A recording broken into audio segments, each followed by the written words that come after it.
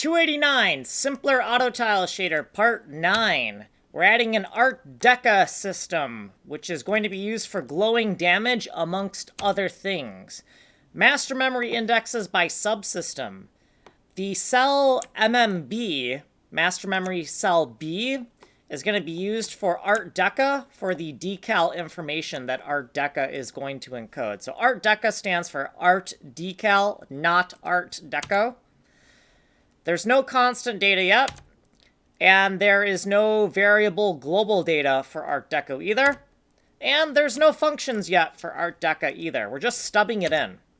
What we did previously, and a note on what glowing damage is. So when a bomb explodes, the tiles that are left around the edges of the explosion, we want them to glow for a certain duration, and the decals can be used to do that.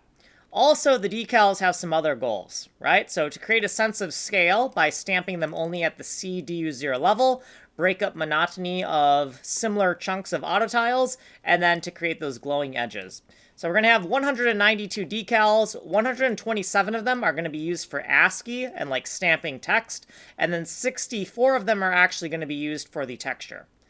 We have a layout of where those decals are stored in memory, and some other things, but we don't have time for all of that. So here's what we did in this video, and if you want a longer explanation, you can go here. You're here right now.